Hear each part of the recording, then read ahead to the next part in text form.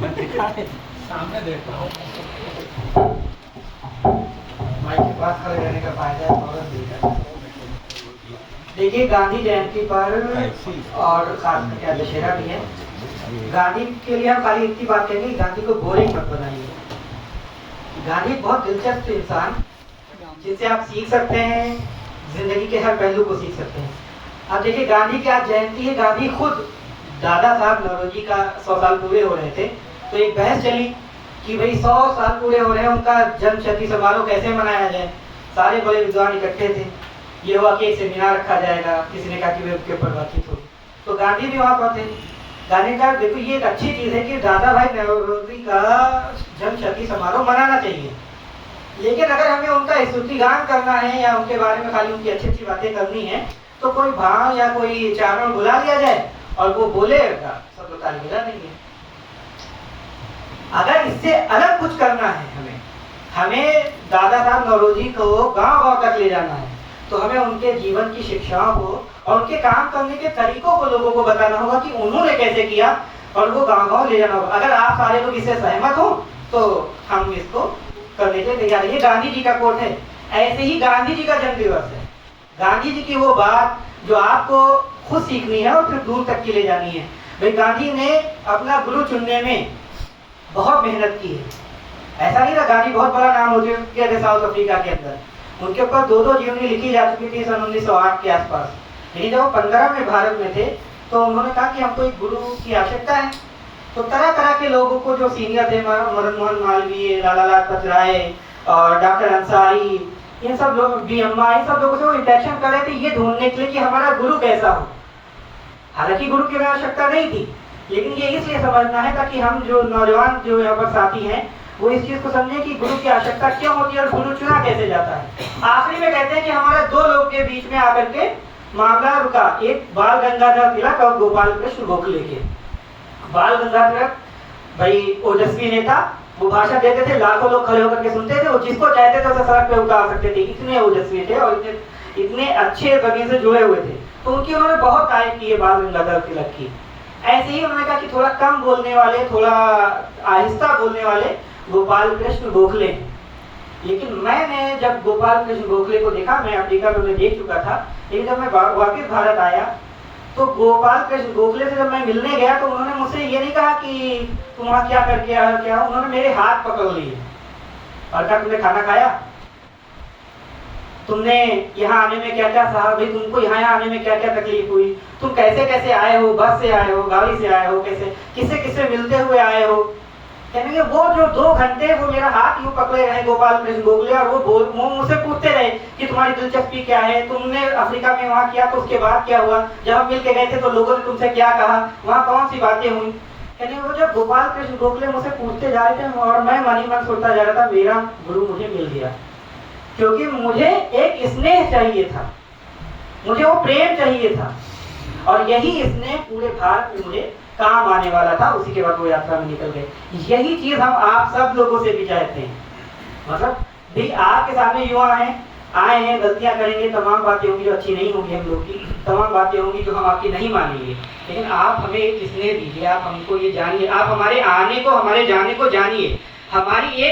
हमारे विचार, देखिए विचार यहाँ पे सारे लोगों के बहुत अच्छे हैं, क्योंकि आज दशहरे के दिन यहाँ इकट्ठे होकर के गांधी को याद करें तो इसमें किसी को किसी के सर्टिफिकेट की जरूरत नहीं, सब गांधीवादी हैं एक तरफ से। लेकिन गांधी का जो रास्ता था एक स्नेह का, एक प्रेम का, वो धूमिल हुआ।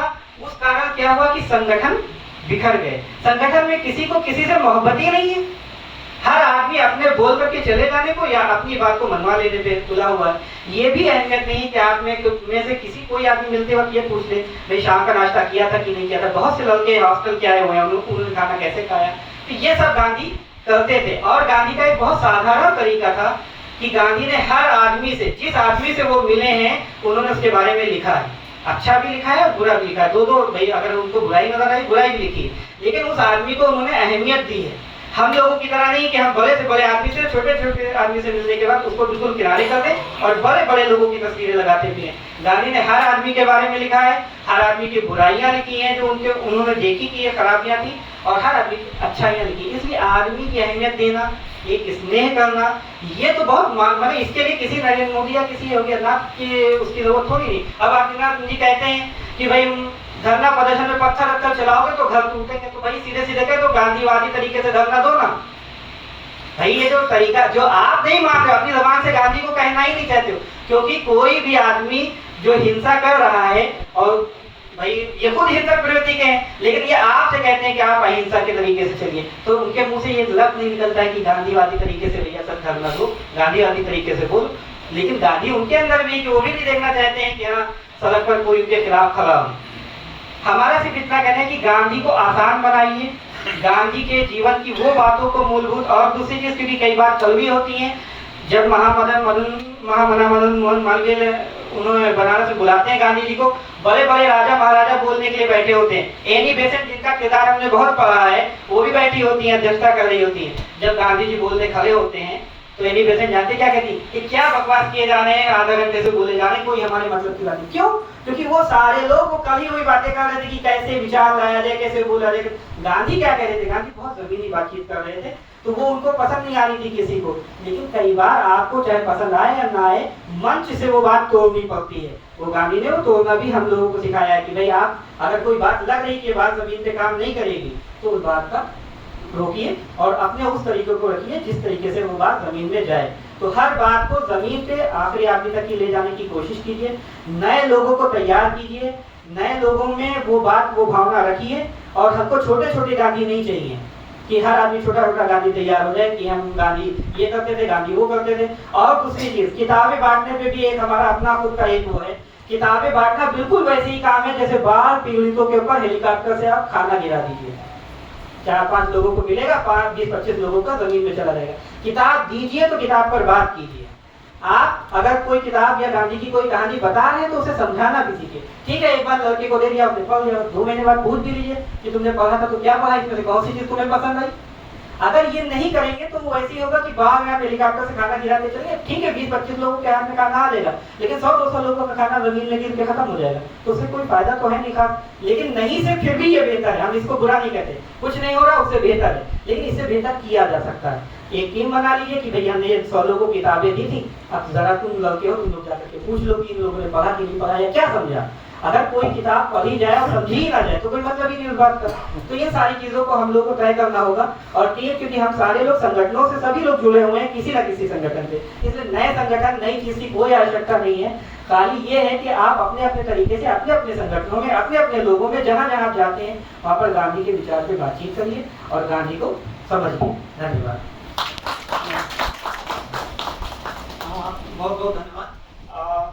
हमारी जो लिस्ट में जो पहले से बनी है उसमें 3 प्रमुख नाम हैं,